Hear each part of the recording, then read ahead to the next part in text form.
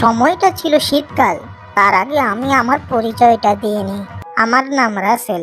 ছোটখাটো একটা চাকরি করেই পরিবার সামলাই। তবে এবার শীতে কেন জানি কোথাও ঘুরতে যেতে ইচ্ছে করছে। ছোটবেলায় শীতকালে কতই না মজা হতো। মাঝে মাঝে মনে হয় ছোটবেলায় ফিরে যাই। এসব ভাবতে ভাবতেই মনে পড়ে গেল আমার ছোটবেলার বন্ধুর কথা। এই কয়েক মাস আগেই তার সাথে কথা হয়েছিল। আমাকে অনেক আকুতি মিনতি করে বলেছিল তার গ্রামের বাড়ি থেকে ঘুরে আসতে, কিন্তু আমি কাজের ব্যস্ততার কারণে যেতে পারিনি। কিন্তু এবার ভাবলাম একবার বন্ধুর বাড়ি থেকে ঘুরেই আসি। ঘুরেও আসা হলো, আর বন্ধুর সাথে ঘোরাঘুরি করা হলো, বন্ধুও খুশি হলো। তাই ভাবলাম আমার বন্ধুকে বিষয়টা জানাই। বন্ধুকে বিষয়টা জানানো মাত্র বন্ধু তো বেজায় খুশি। বন্ধু বলল, তুই যেদিন আসবি ওই দিন আমাকে ফোন দিবি, আমি তোর জন্য অপেক্ষা করব। তখন আমি চলে গেলাম তাড়াহুড়া করে অফিসে ছুটির জন্য। অফিস থেকে ছুটি নিয়ে চলে আসলাম বাড়িতে। বাইর হতে রেডি হতে হতেই অনেক দেরি হয়ে গেল। প্রায় বিকালের দিকে রওনা হলাম ট্রেনের উদ্দেশ্যে। রাত 8টার ট্রেনে উঠে পড়লাম। ট্রেনে উঠে যা দেখলাম, মানুষ নেই বললেই চলে। ট্রেনে বসে বসে ভাবছিলাম সেই ছোটবেলার কথা। কত আনন্দ করতাম, স্কুলে যেতাম একসাথে, বন্ধুর সাথে কত আনন্দ ফুর্তি করতাম। এখন তো আমরা বড় হয়ে গেছি। তখন আমার খুব ঘুম পাচ্ছিল, তাই ভাবলাম কিছুক্ষণ ঘুমিয়ে নিই।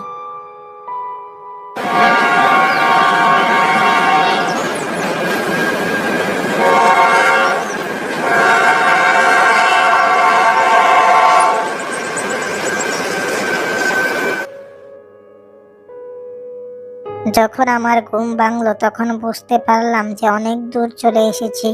তখন আমি আমার বন্ধুকে ফোন দিতে যাব, তখন দেখলাম মোবাইলে কোনো নেটই নেই। তখন আমি খুবই চিন্তিত হয়ে পড়লাম, যদি না আসে বন্ধু তখন আমি কিভাবে যাব। খুবই চিন্তিত হয়ে পড়লাম। কিছুক্ষণ পর ট্রেন থেমে গেল। তখন বুঝতে আর বাকি রইল না যে আমরা এখন চলে এসেছি। এক তো শীতকাল, তারপর রাত 3টা বাজে। এখন আমি চিন্তা করছি যে ট্রেন থেকে নামবো কি নামবো না। তখন আমি ভাবলাম হয়তো বা বন্ধু আমাকে নিতে এসেছে, তাই আমি ট্রেন থেকে নেমে পড়লাম। নেমে বন্ধুর জন্য অপেক্ষা করতে লাগলাম। অনেকক্ষণ যাবৎ হয়ে গেল, কিন্তু বন্ধুর কোনো পাত্তাই নেই।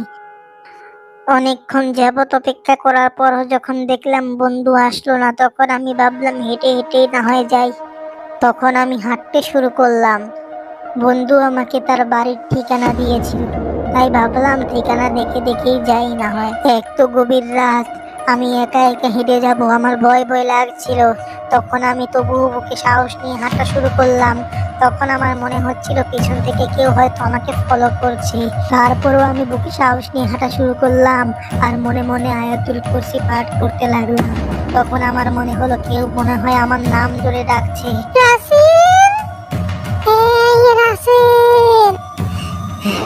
এত গভীর রাত, আর আমাকে কেই বা নাম ধরে ডাকবে। আমি তো খুব ভয় পেয়ে গেলাম। আমি বুকে সাহস নিয়ে হাঁটা শুরু করলাম। তখন শুনলাম কি ভয়ানক হাসির আওয়াজ। আহ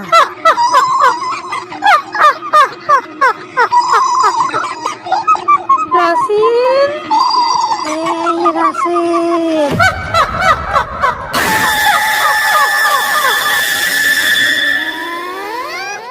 কি ভয়ানক হাসির আওয়াজ, আবার আমার নাম ধরেও ডাকছে।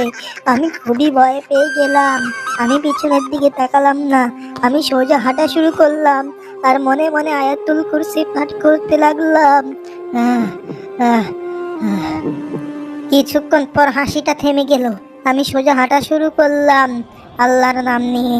তখন দেখলাম একটা কালো কুচকুচে, চোখগুলো লাল টকটকে একটা বিড়াল আমার দিকে ভয়ঙ্কর দৃশ্যে তাকিয়ে আছে। আমি পাত্তা না দিয়ে সোজা হাঁটা শুরু করলাম। হাঁটতে হাঁটতে অনেক দূর চলে আসলাম।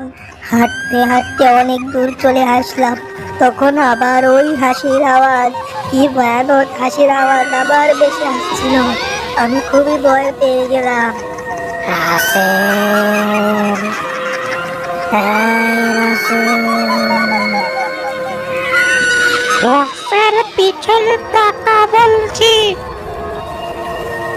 আমার নাম ধরে ডাকছে। কি ভয়ানক হাসির আওয়াজ। তারপর আমার নাম ধরেও ডাকছে, আর আমার পাও চলছে না। আমি আর হাঁটতে পারছি না। আমি হার মেনে নিয়েছি, আমি ক্লান্ত।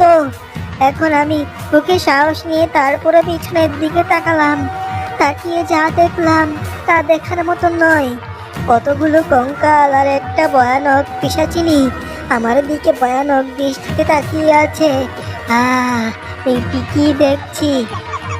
আজ কি তোর রেহাইনি, আজ কি তোর তার মনকে খাবো। অনেকদিন পর মানুষ পেয়েছি।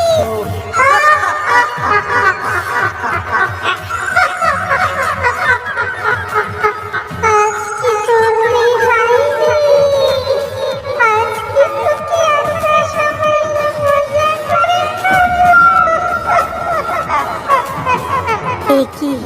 একই দেখছি, তারা আমাকে খাবে বলছে।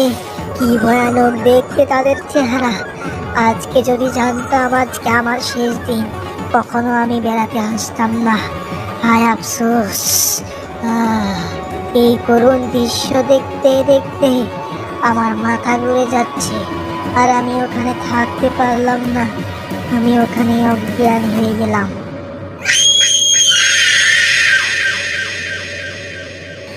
যখন আমার জ্ঞান ফিরল তখন আমি বুঝতে পারলাম যে আমি আমার বন্ধুর বাসায়।